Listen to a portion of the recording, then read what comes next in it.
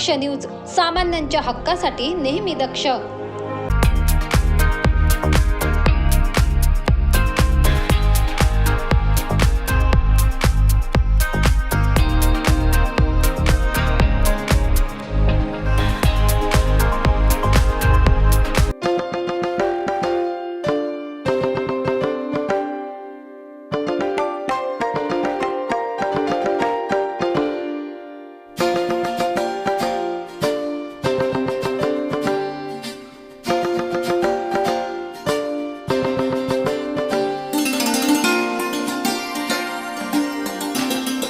नाशिकच्या डोंगरेवस्ती मैदान येथे 4 दिवसीय आंतरराष्ट्रीय दर्जाचे प्रदर्शन म्हणजेच माइट एक्स्पो 2023 चे आयोजन करण्यात आले. Maharashtra chamber of commerce, industry and agriculture तर्फे हे प्रदर्शन आयोजित करण्यात आले. आजपासूनच हे प्रदर्शन जनतेला बघण्यासाठी खुले झाले आहे.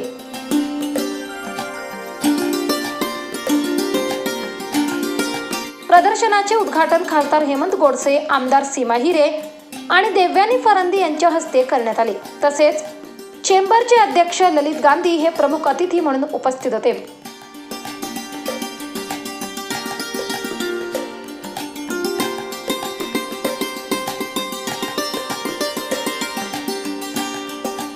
यावेळी आयोजकांकडून उपस्थित मान्यवरांचा सत्कार करण्यात आला. त्यानंतर मान्यवरांनी आपले मनोगत व्यक्त केले. आपल्या संपूर्ण राज्यभरामध्ये समतोल कसं होईल यासाठी सातत्यानं प्रयत्न करत असतात. अनेक उपक्रम या ठिकाणी राबवत असतात आणि म्हणून या उपक्रमाच्या माध्यमातून देखील एक औद्योगिक चालना आपल्या या उत्तर महाराष्ट्राच्या विकासाला या ठिकाणी मिळेल असा आपल्याला या ठिकाणी विश्वास आहे. आपण नाशिक हे खरं तर उत्तर महाराष्ट्राचं द्वार म्हणून ओळखलं जातं आणि म्हणून या उत्तर महाराष्ट्राच्या एक्स्पोला एक वेगळं महत्त्व आहे. प्रास्ताविकामध्ये या ठिकाणी सांगण्यात आलं का या एक्स्पोचं एक वेगळं महत्त्व यासाठी आहे की सर्वच वेगवेगळे सर्व प्रकारचे प्रोडक्ट्स एकाच ठिकाणी, स्टार्टअप्सला देखील एक चांगली संधी या ठिकाणी त्या ठिकाणी देण्यात आलेली आहे आणि म्हणून मला असं वाटतं का या माध्यमातून अनेकांना चांगली संधी येणाऱ्या काळामध्ये उद्योगाच्या याच्यामध्ये त्या ठिकाणी निश्चित मिळेल. आपण नाशिकच्या संदर्भामध्ये जर बोलायचं ठरलं तर आता नुकतंच आपलं 100 एकरमध्ये इलेक्ट्रिकल टेस्टिंग लॅब, ज्या इलेक्ट्रिकल इक्विपमेंट्स या अगोदर भोपाळ आणि बँगलोरला टेस्टिंगसाठी जायच्या, आता ते पूर्णत्वास आलेलं आहे आणि येणाऱ्या नोव्हेंबर-डिसेंबरमध्ये त्याचं उद्घाटन देखील त्या ठिकाणी होणार आहे आणि निश्चित मला खात्री आहे त्यामुळं इलेक्ट्रिकल कंपनीज आपल्या उत्तर महाराष्ट्रामध्ये नाशिकमध्ये या ठिकाणी येऊन एक इलेक्ट्रिकल हब या ठिकाणी तयार होईल. त्याचबरोबर आपण रेल्वेच्या माध्यमातून व्हील रिपेअर कारखाना त्याचं देखील काम आता पूर्णत्वास आलं. ते देखील या येत्या नोव्हेंबर-डिसेंबरमध्ये व्हील रिपेअर कारखान्याचं देखील त्या ठिकाणी उद्घाटन होऊन काही प्रमाणामध्ये आपल्या रेल्वेच्या जे वेंडर्स आहेत त्यांना देखील एक चांगली संधी या ठिकाणी उपलब्ध होणार आहे. आपण तसं पाहायला गेलं तर आपल्या मागच्या काळामध्ये आपलं नाशिक एक औद्योगिक जिल्हा म्हणून या ठिकाणी उत्तर महाराष्ट्र या ठिकाणी ओळखलं जातं. परंतु काही 2007 साली ज्यावेळेस दिल्ली-मुंबई इंडस्ट्रियल कॉरिडॉर हे डिक्लेअर झालं तर त्यावेळेस फर्स्ट फेजमध्ये तसं पाहायला गेलं तर नाशिकला संधी मिळायला पाहिजे होती, परंतु नाशिकला संधी न मिळता ती संभाजीनगरला त्या ठिकाणी गेली आणि त्याचं कारण असं दाखवण्यात आलं का नाशिकला पाणी उपलब्ध नाही, परंतु खरं तर पाणी आपण आपल्याकडून तिकडं संभाजीनगरला त्या ठिकाणी जातं. परंतु त्या निश्चित आपल्या सर्वांनाच त्या ठिकाणी खंत आहे की जर फर्स्ट फेजमध्ये जर नाशिक आज डेव्हलप झालं असतं तर जवळजवळ 8 ते 10 हजार एकर जागेमध्ये इंडस्ट्रियल डेव्हलपमेंट त्या ठिकाणी झाली असती.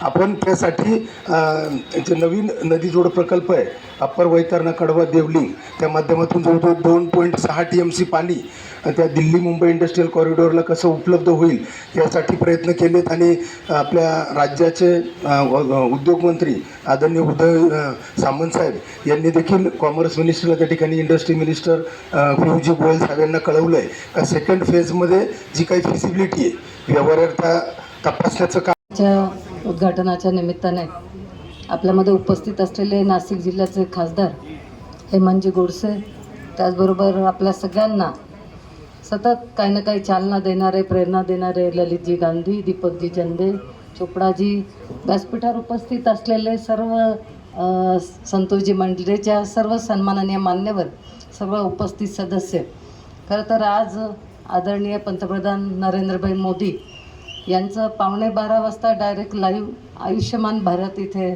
त्याचं कार्यक्रम होणार आहे आणि त्यामुळे आम्हाला प्रत्यक्ष तिथे हजर राहून, उपस्थिती नसली तर परत आम्हाला प्रॉब्लेम येऊ शकतो, म्हणून लवकर जायचं असल्यामुळे मी खरं तर सुरुवातीला बोलते आहे. एक अतिशय सुंदर सर्व प्रदर्शनाचं आपण आयोजन केलेलं आहे. मी मुद्दाम लवकर येऊन पूर्ण प्रदर्शन बघून आले, सगळे स्टॉल्स बघितले. जवळपास 200 स्टॉल आहेत आणि अतिशय व्हरायटी आहे त्याच्यात. मग त्याच्यात लाईट्स असतील, दरवाजांचे डेकोरेशन असतील, टाटा सोलर असेल, चांगल्या चांगल्या नामांकित कंपन्यांनी या प्रदर्शनात सहभाग घेतलेला आहे. आणि त्यामुळे मला वाटतं आपण नेहमी म्हणत असतो की नाशिकमध्ये नवीन उद्योग आले पाहिजे, उद्योगांना चालना मिळाली पाहिजे, परंतु महाराष्ट्र चेंबर ऑफ कॉमर्सने हा एक खूप चांगला पुढाकार घेतल्यामुळे आपल्याकडील उद्योगांना चालना मिळणार आहे आणि निश्चितच नवीन देखील उद्योग येण्यास इथे उत्सुक राहतील. आज इथे 4 दिवसाचं हे प्रदर्शन आयोजित केल्यामुळे जे उद्योजक आहे, नवउद्योजक आहे, मला वाटतं त्यांना देखील एक इथून चांगली प्रेरणा मिळेल. त्याचबरोबर मी असं सांगेल की जे कोणी असतील करणारे, त्यांना काही आपल्याला जर गाईडलाईन देता आली, साधारण कर्ज घेणं किंवा त्यांना उद्योग उभारणं करण्यापासून जे मार्गदर्शन आपल्याला करता येईल ते सुद्धा आपल्या माध्यमातून इथे आपण करण्यात यावं. कारण बरेचसे मुलं जे असतात त्यांना खरं तर सुरुवात करायची असते, परंतु निश्चित गाईडलाईन मिळत नसतात आणि त्यामुळे आपल्या माध्यमातून एक चांगलं प्रेरणा तिथे मिळेल. आपण गव्हर्नमेंटमधले आपण एक दुवा आहात की उद्योजक असतील, जे लोक असतील काम करणारे, त्यांच्यामधले आणि सरकारमधले आपण दुवा आहात. त्यामुळे आपले जे लोकांचे मागण्या असतील त्या आपण सरकारपर्यंत पोहोचवत असतो. औद्योगिक आणि व्यापाराच्या विकासासाठी काम करते. या राज्याच्या औद्योगिकरणाचा पाया रचणारं हे चेंबर आहे. शेठ वालचंद हिराचंद व त्यांचे सर्व सहकारी यांनी दूरदृष्टीने या चेंबरची स्थापना करून महाराष्ट्राच्या जडणघडणीमध्ये फार मोठा वाटा घेतलेला आहे आणि तीच परंपरा आतापर्यंतचे सर्व 40 अध्यक्षांनी वेगवेगळ्या पद्धतीच्या उपक्रमाच्या माध्यमातून महाराष्ट्राच्या आणि देशाच्या विकासामध्ये बहुमोल असं योगदान देण्याचा प्रयत्न केलेला आहे. आणि अशाच प्रकारे व्यापाऱ्यांना, उद्योगांना प्रोत्साहन देण्यासाठी चेंबरचे वेगवेगळे उपक्रम राबवते. आमच्या सर्व मेंबर्सना एक्सपोर्टसाठी प्रमोशन करण्यासाठी 29 देशांच्या बरोबर चेंबरचे करार आहेत. अशा अनेक उपक्रमाच्या माध्यमातून चेंबर या देशातल्या, राज्यातल्या व्यापार उद्योगाला चालना देण्यासाठी मदत करत असते. आणि हे मदत करत असताना अनेक ठिकाणी सरकारच्या धोरणामध्ये आमच्या काही अडचणी असतात, सरकारच्या धोरणामध्ये आम्हाला काही बदल अपेक्षित असतात आणि अशावेळी ज्यावेळी आम्ही आपले खासदार हेमंतप्पा गोडसे यांच्याकडे गेलो, त्यांनी आमच्याबरोबर येऊन त्या संबंधित मंत्र्यांच्याकडे आमचे विषय मांडून ते विषय सोडून घेण्यामध्ये आम्हाला नेहमीच मदत केलेली आहे. मग ते केंद्रातले मंत्री असतील किंवा राज्यातले मंत्री असतील, असे एक हक्काचा खासदार आपल्याला मिळणं हे सुद्धा आपल्यासाठी अतिशय आनंदाची आणि अभिमानाची गोष्ट आहे. आणि त्यांच्या सहकार्यानं आपल्याला या नाशिक आणि उत्तर महाराष्ट्र विभागाच्या पूर्ण क्षेत्राच्या विकासासाठी, या ठिकाणी नवीन उद्योग येण्यासाठी चंदेसाहेब सावत्र आवर्जून जे सांगतात, IT पार्क आपल्या या ठिकाणी डेव्हलप झाला पाहिजे. तर नॅस्कॉमचा जो लेटेस्ट सर्वे आहे त्यामध्ये देशातली काही निवडक शहरं त्यांनी निवडलीत ज्या ठिकाणी IT पार्कला पोटेन्शियल आहे. त्यामध्ये महाराष्ट्रातली 2 शहरं आहेत, नाशिक आणि नागपूर. तेव्हा आतापर्यंत तुम्हाला जी उपेक्षा होते असं वाटलं नाशिकची, ती या पुढच्या काळात होणार नाही. आणि महाराष्ट्र चेंबर गोडसे साहेबांच्या मदतीनं यामध्ये नक्की पुढाकार घेईल. या एक्सपोचा जास्तीत जास्त लाभ घ्यावा. मी परवा बोललेलो, परत बोलाल खासदारांसाहेबांसोबत की IT क्षेत्रात नाशिक महाराष्ट्रात फार लांब आहे. तर या 4 दिवसात काही गुड न्यूज देऊन प्रॅक्टिकल IT क्षेत्र यावं अशी मी अपेक्षा व्यक्त करतो खासदार साहेबांना आणि सर्वांना फार फार शुभेच्छा देतो. ललितजींना पण मी फार फार आभार व्यक्त करतो की त्यांनी आम्हाला हे प्रोजेक्ट दिलं आणि त्यांच्या उत्साही टीमला पण मी फार फार शुभेच्छा देतो. आणि आपण सर्वांनी नाशिककरांना परत या एक्सपोचा लाभ घ्यावा ही मी आवाहन करतो. थँक्यू. या प्रदर्शनाचे खास वैशिष्ट्य म्हणजे यात पर्यावरणपूरक आणि नाविन्यपूर्ण स्टॉल्स आहेत. कृषी, पर्यटन, गृहोपयोगी वस्तू, बांधकाम, व्यवसाय आदींसाठी उपयुक्त ठरणाऱ्या वस्तूंचे नाविन्यपूर्ण असे 300हून अधिक स्टॉल्स येथे उपलब्ध असणारे प्रदर्शनात विविध विषयांवर चर्चासत्र आणि परिसंवादही होणार असून सर्वांसाठी एक प्रकारे ही मेजवानीच ठरणार आहे.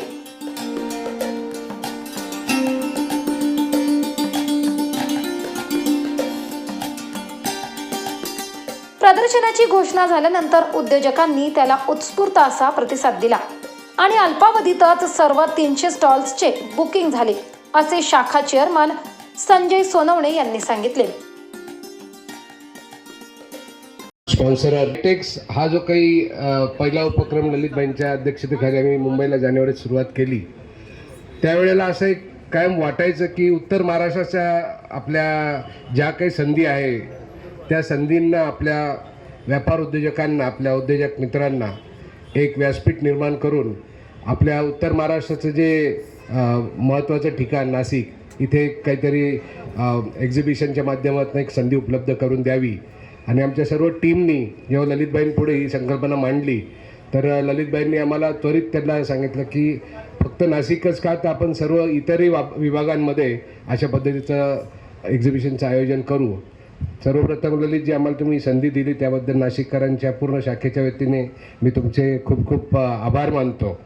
आम्ही एक पहिला प्रयत्न, छोटा प्रयत्न आहे आमचा, त्या प्रयत्नातनं पुढे जायचे आम्ही एक प्रयत्न करत आहोत. यापूर्वी अनेक एक्झिबिशन नाशिकमध्ये झालेले आहे, मग काही कृषीच्या संदर्भात असतील किंवा फक्त इंडस्ट्रियल प्रॉडक्टच्या संदर्भात असतील. पण मायटेक्सचं वैशिष्ट्य हे आहे की हे सर्व प्रॉडक्टला समावेशक असं प्रॉडक्ट आहे. मग तिथे महिलांचे प्रॉडक्ट आहेत, ॲटोमोबाईलचे प्रॉडक्ट आहे, रिअल इस्टेटचे प्रॉडक्ट आहे. सर्व लोकांना समान संधी द्यायचा, उपलब्ध करून द्यायचा प्रयत्न मायटेक्सच्या माध्यमातून आम्ही करत आहोत. 6, 7, 8, 9 या 4 दिवसामध्ये विविध सेमिनारचं पण आयोजन केलेलं आहे. मी जास्त वेळ घेत नाही कारण प्रमुख पाहुण्यांना बाहेर जायचं असल्यामुळे त्यांनी विनंती केली 15 मिनिटात आम्हाला जाऊ द्या. तरी पण आप्पा, तुमची तब्येत बरी नसताना सुद्धा तुम्ही आमच्या भूमिपूजनला आग्रहाने आलात, त्याबद्दल पुन्हा एकदा तुमचे आभार मानतो. आणि या एक्झिबिशनच्या माध्यमातून नाशिक, धुळे, जळगाव, अहमदनगर आणि नंदुरबार या आपल्या उत्तर महाराष्ट्र विभागाची एक नवीन प्रगतीचे द्वार आपल्यासाठी खुलं होईल ही अपेक्षा ठेवतो. माइट एक्सपो 2023 हे प्रदर्शन व्यापारी, उद्योजक, कृषी प्रक्रिया उद्योजक, विद्यार्थी, उदयोन्मुख व्यापारी आणि उद्योजक यांच्यासाठी एक प्रकारे पर्वणीच ठरणार असून त्यांनी प्रदर्शनास आवर्जून उपस्थिती लावावी, असे आवाहन वरिष्ठ उपाध्यक्ष अनिल कुमार लोढा, उपाध्यक्ष नितीन बंग, समन्वयक सचिन शाह, सहसमन्वयक मिलिंद राजपूत, विनस वाणी व कार्यकारिणी सदस्य माइट एक्सपो 2023च्या विविध समितीचे चेअरमन, को चेअरमन, समिती सदस्यांनी केले आहे. या प्रदर्शनाला 4 दिवसात 2 लाखाहून अधिक लोक भेट देतील आणि 200 पेक्षा अधिक कोटींची उलाढाल होईल, असा विश्वासही या सर्वांनी व्यक्त केला आहे.